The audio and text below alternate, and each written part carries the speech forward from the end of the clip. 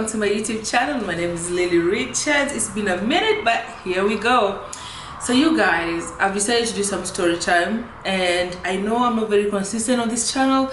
Bear with me. It's just an issue of timing, okay? Time. That's the one thing I cannot afford, but here we go. So you guys, I want to talk to you about my worst experience in boarding school. That was high school. But the reason why I'm doing this video really is because I'm here in Kenya right now, and I heard the government is considering shutting down boarding schools, and I'm thinking, oh my goodness, why? Okay, those boarding schools saved our parents. Okay, your mom or your parents will ship you out to school, boom, you're not their problem anymore. But I think there's a reason why this is happening. I'm not sure what reason it is, but it's happening, or it's not. I'm not sure. I don't think it's set on stone yet, but guys, I'm gonna tell you about the most horrific experience I had in boarding school.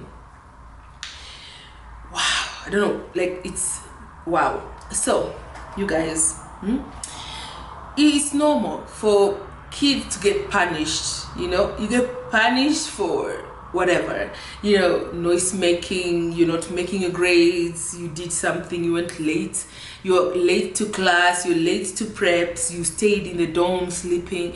It's a lot of things. Okay, so I went to boarding school in high school, and like everybody else, I got in trouble. Okay, I got in so much trouble.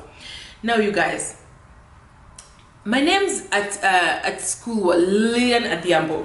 Then when I was in Form 3, a new girl came into the school again called Lillian Adhiambo. Okay, now she was a Form 1, she was a mono. So now there's two Lillian Adhiambo in this school. Do you know that this girl's problems, like if she made noise or she did something, I'm the one who used to get punished? And how did I find out? One time, okay, I wasn't even in school. I had issues with my eyes, so I went to see an eye doctor. So my mom picked me up and took me to an eye doctor, and they were trying to figure out whether I need glasses or not. Well, I'm away. I come back, and my name on Monday, I come back on Monday because this happened over the weekend, and my name is in the list of noisemakers from Saturday night. What? I wasn't even here, okay? That's how crazy it was. Do you know, one time, a boy from God knows somewhere in Seme wrote this girl a letter, a love letter, professing his love and talking about stuff that he did and all this stuff. And that letter was pinned on me. How did I find out? I went home, during the holidays, and I realized my parents were so cold. For the first time in my life, my mom called me Lillian Adhiambo. My mom has never called me Lillian in her life. I wasn't born Lillian, I was born Lily. Lillian is something my primary school teachers did when they registered me for KCPE. So my mom has never called me Lillian. So actually she said Lillian Adhiambo. And I hear nowadays you go by Owur. I'm like, who the hell is Owur? Hey, let me tell you. Apparently, this letter had been sent to my father, of all the people. These people, let me tell you, the headmistresses and the deputy headmistresses in high schools in Kenya, always, I can say they're malicious. I swear they're malicious. Why couldn't they send the letter to my mom? They had my mom's address, but they sent it to my dad. So now, my mom is here, my dad is here intentionally because they were waiting for me, and now there's a letter. And they're asking me, who is XYZ? And there's a picture. There's a picture. This man put in a picture. I'm like, so my mom showed me, who's this? I'm looking at this person, I'm like, wait, what? I don't know who this is. So we started reading the letter, and I'm asking my mom, when did I ever go to Seme? Mimi, when? I've never been to that place. Okay, and it was so weird. I even asked my dad, you read this letter from the beginning to the end, and you still thought it was me, even despite the fact that she says, the letter says Lillian Adhiambo Owur. I'm not Owur. Wow. So I saw my dad mad at me. I'm the firstborn girl, and I'm my daddy's girl too. And my dad was so mad. I'm like, what are you mad for? So when we established this wasn't me, my dad made it a point to go to school to fix this. So when we guys went back to school, he came with me. And we went together to the deputy headmistress' office with that letter. And my dad said, this is not my daughter. This is not my daughter. And I said, this is a Form 2 girl. I do punishments for her. And my deputy headmistress, because she's embarrassed, she starts acting like, oh, Lillian is notorious. Lillian is blah, blah, blah. And I'm just thinking, really? Guess what?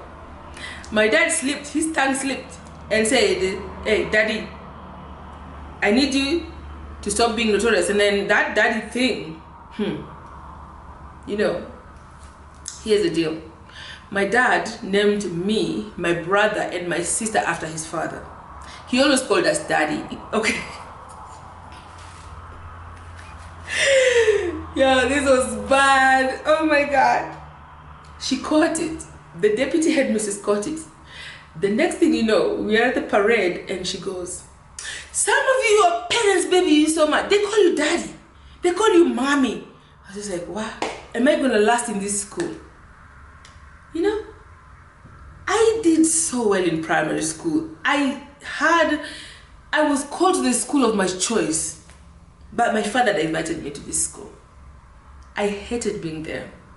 And this stuff started happening to me. Anyway, let's continue to the worst day of, in high school.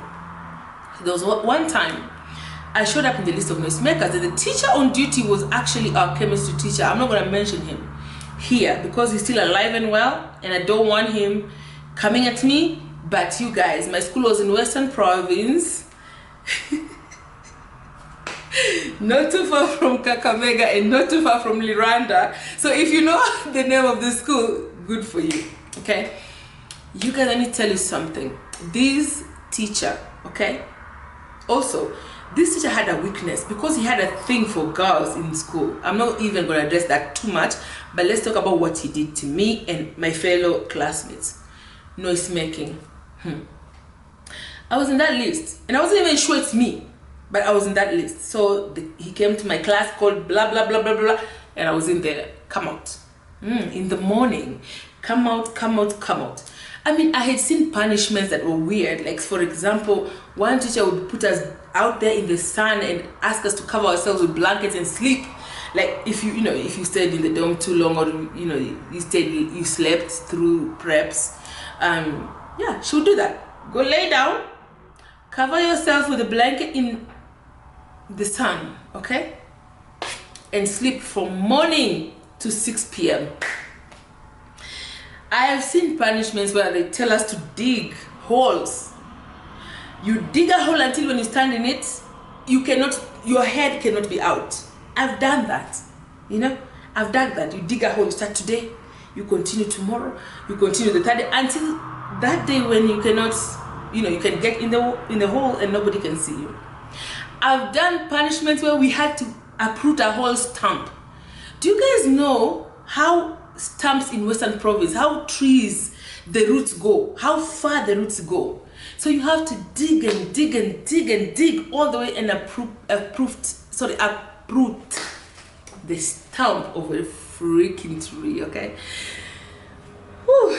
Growing up in Western Province boarding school, this teacher, what he did to us, I will never forget.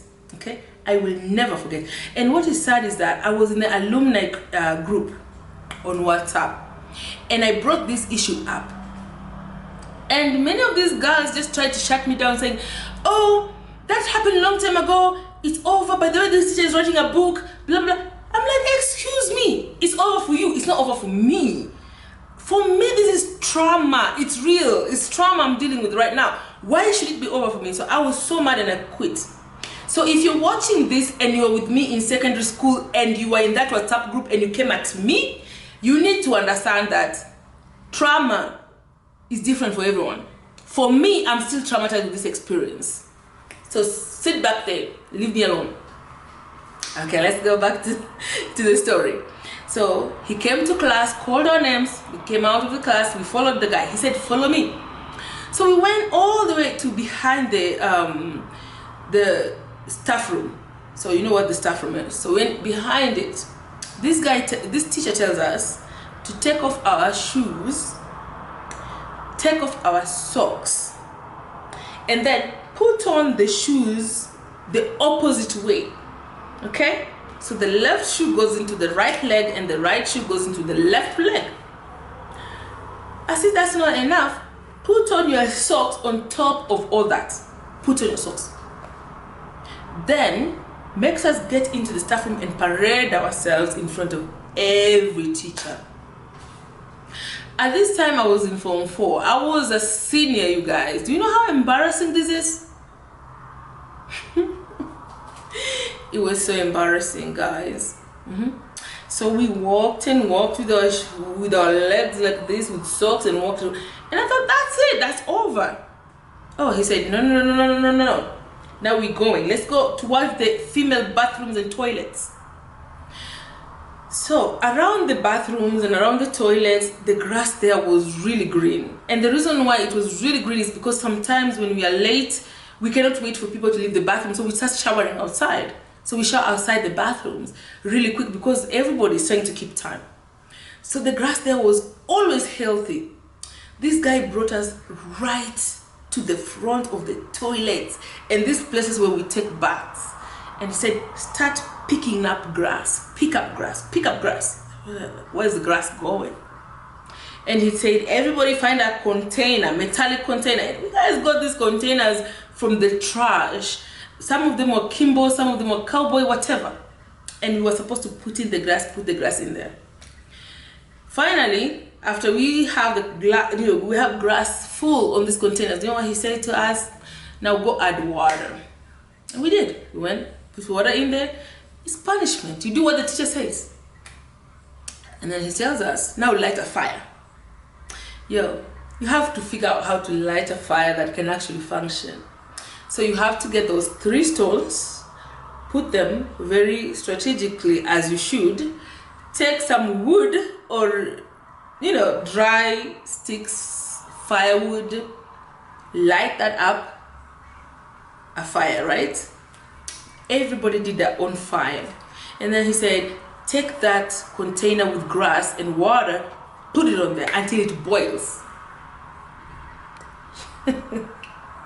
Excuse me, allow me to laugh. It's the only way I cope with this because it's so weird. Whew. So the fire kept burning and this thing kept getting hot until it started boiling. And once it boils, you have to let him know it's boiling. And you're like, okay, excuse me, mine is boiling. So I'm thinking after this, he'll be like, okay, go to class. Your punishment is done. It wasn't done. Wow. So when everybody's stuff was boiled, he said, okay, put your stuff out, take it out of the fire, keep it near you. Now look for another container. Remember, these are containers. We're not looking for cups or plates. These are dirty containers from the garbage, okay? You have to just go and pick up anything that can hold water. But for the boiling, he made it very clear. It has to be something that is not going to melt. So for these other things, they just pick up whatever. So we go get containers. It doesn't matter how dirty it is. We didn't know what's coming. So we just pick up these containers from the garbage and come in here. And it says, pour that water, the soup. Actually, he called it grass soup. Pour the grass soup in there. Hey, I heard the word grass soup and whoa, my antennas went up and I'm like, did he say soup? Yeah, so we did that. We poured the grass soup in the container, and then guess what he said? You already know what he said, right? Yeah, you guys. Growing up in Kenya, going to boarding schools, I mean, I really know those boarding schools really did a good job in shaping us and shaping our character.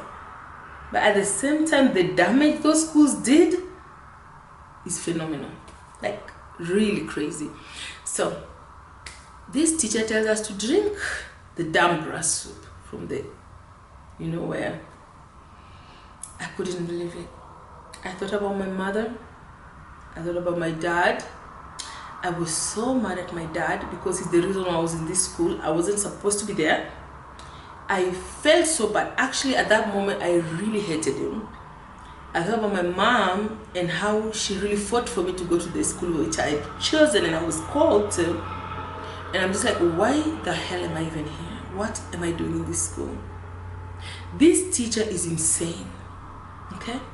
He asked us to drink the grass soup in those dirty containers. And remember, this grass is also from the bathroom where people shower and pee, outside where we shower and pee. I've never been so traumatized. And punishment is punishment. If you don't drink it, you're not gonna leave. You have to drink that stuff. I drank grass soup for the first and the last time in my life. Grass, not any grass, dirty grass, and in a dirty container. Because when we were picking up the containers, we didn't know we're going to use these containers for drinks. Long story short, I wrote to my mom. I told her about the whole experience and I told her I want out of this school. I was a senior. And she said, when she came to visit me, she said, don't worry, we're almost done. Just have a few more months and you're out of here. And I said, okay.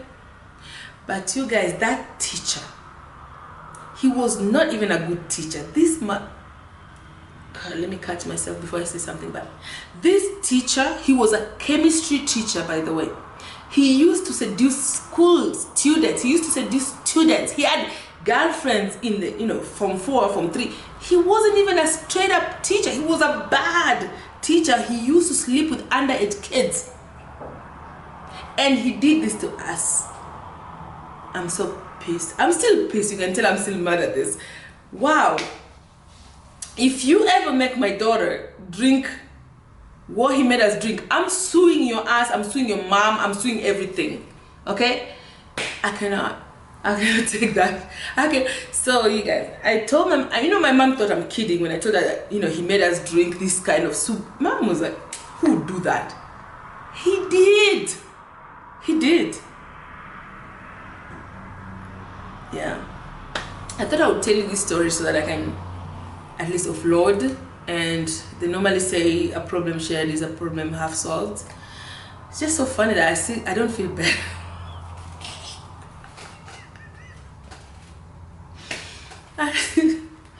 Yeah, sorry. I don't feel better.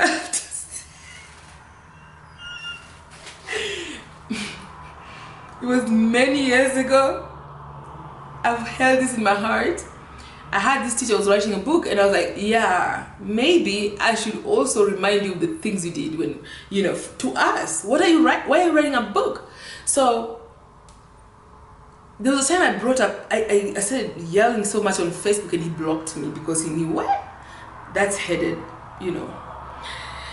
So here's the thing. I've carried this for a long time. And every time I bring it up and somebody tries to minimize my feelings, I feel furious. It infuriates me because I feel like my feelings are so valid. Why would a grown-ass man make children do what he did?